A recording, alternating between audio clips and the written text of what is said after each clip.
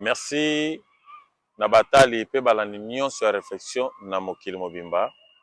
Na bengami na kombo ya Lumière Kambulu. Réflexion ezali esika ya partage.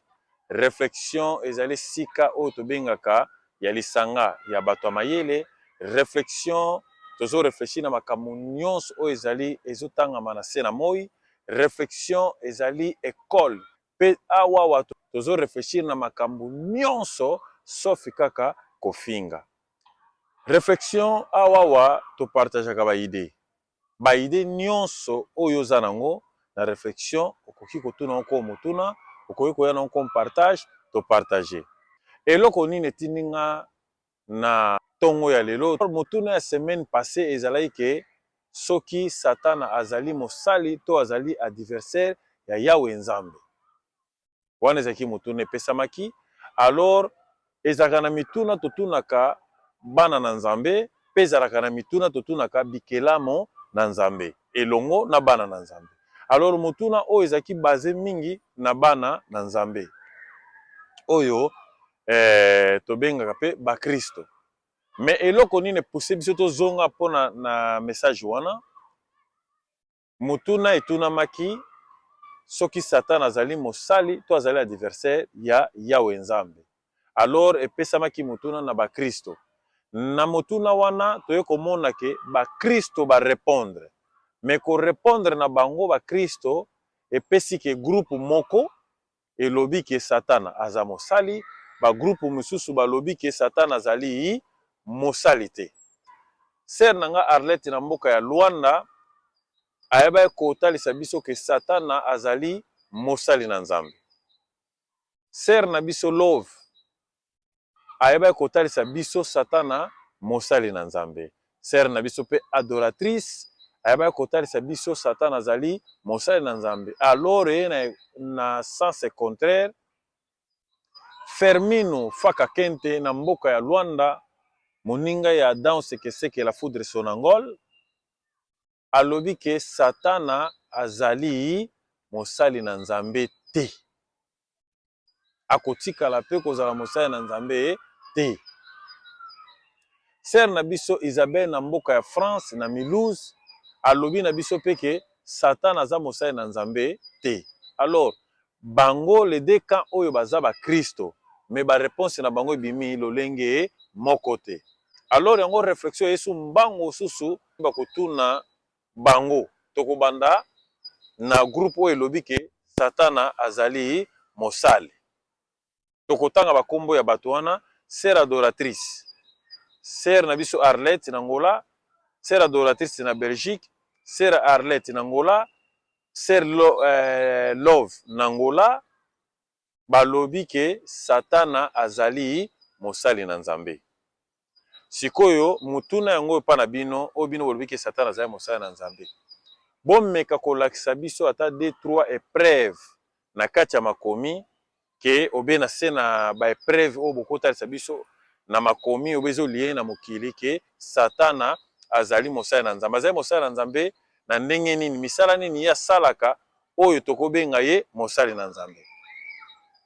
Tozongi na sœur Isabelle na frère na biso Fermino Faka Kente mobali ya yaya tolingi totuna yo. Yo olobi na sœur Isabelle ke Satana azali mosali na Nzambe te. Soko azali mosali na Nzambe te, Satana azali nani?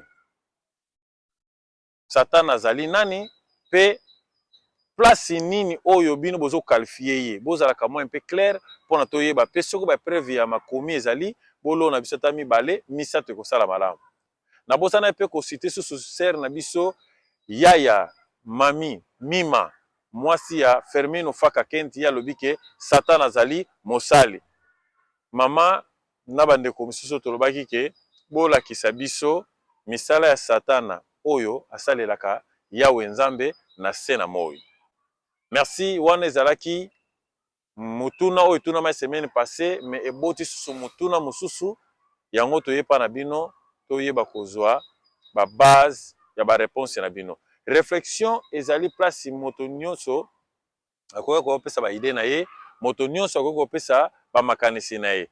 réflexion totindaka bamituna na biso na banimero totiaka mpe toyanolaka bamituna oyo epesama na kati ya réflexion komi bandeko na ngai batali mpe balandi nyonso ya mokili mobimba botya biso maboko na bamituna nyonso boreponda biso soki boyebi soki mpe boyebi te eza problème te bolanda baoyo bayebi obe baoyo bazomonaki baza na mpe réponse ya kopesa eza problème te. Thank you so much na batali mpe balandi nyonso ya mokili mobimba mpe merci susu mingi na couple oyo ozosupporter réflexion Clarisse Lupengi mwasa propre ya pembe mpe ya kimia force plus force égale force wana omona droite na ye Marco Linda Roma Claudio bango nde moto basimbi réflexion napesi bino merci na nyonso bozosala mpona réflexion ekende liboso.